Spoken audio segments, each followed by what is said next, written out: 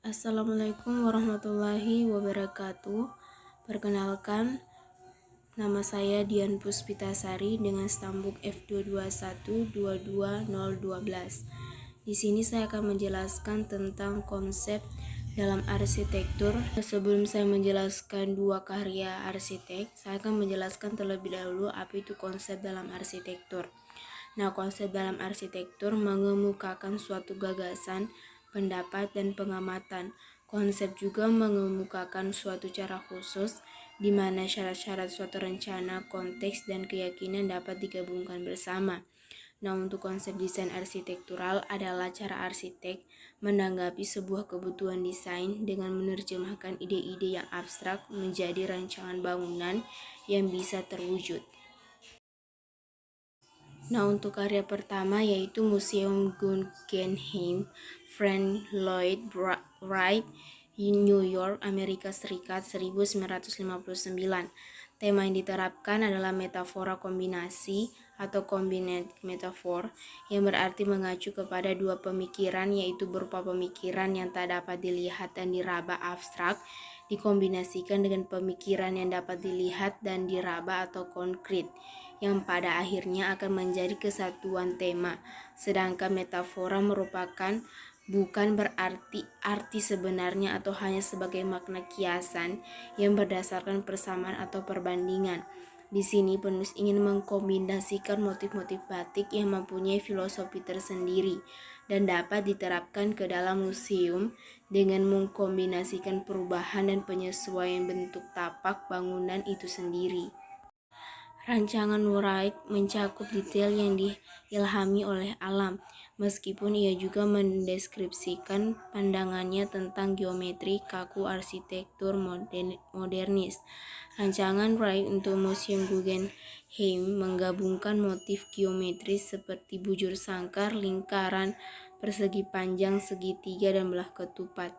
Masa berisi dua struktur spiral, galeri utama 6 lantai di selatan dan monitor yang lebih kecil di utara yang dihubungkan oleh jembatan di lantai 2. Lampiran persegi 10 lantai ke timur laut muncul di belakang struktur spiral seperti yang terlihat dari kontrol bentuk geometri ini menyarankan gagasan suasana hati, sentimen manusia tertentu seperti misalnya lingkaran, ketidakterbatasan, segitiga, kesatuan struktural, spiral, kemajuan organik, alun-alun, integritas. Bentuk bergema satu sama lain di seluruh kolam berbentuk oval, misalnya mengulangi geometri air mancur. Lingkaran adalah motif utamanya dan galeri utama hingga inline di museum lantai. Nah, untuk karya kedua yaitu The Cube House, Rotterdam, Belanda.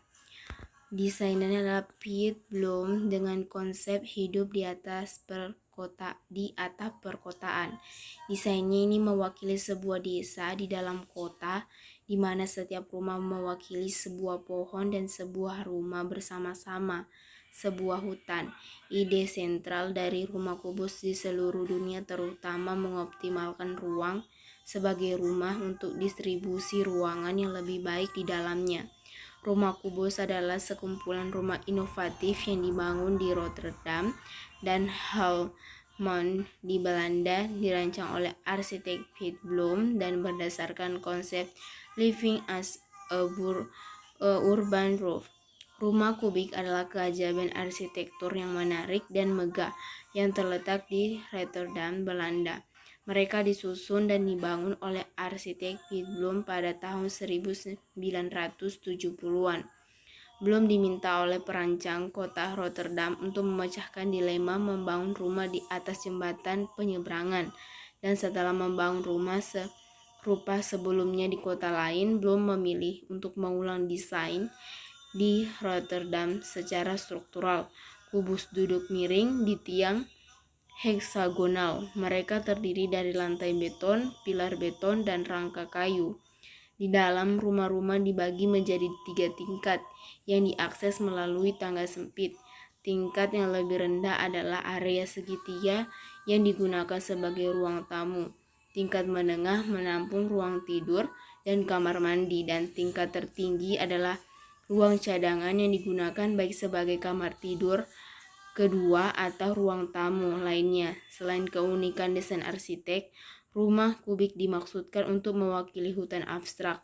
Menurut Bloom, puncak segitiga dari setiap rumah dianggap mewakili pohon abstrak yang jika dihubungkan dengan tetangganya menjadi lautan pohon di hutan buatan berwarna kuning.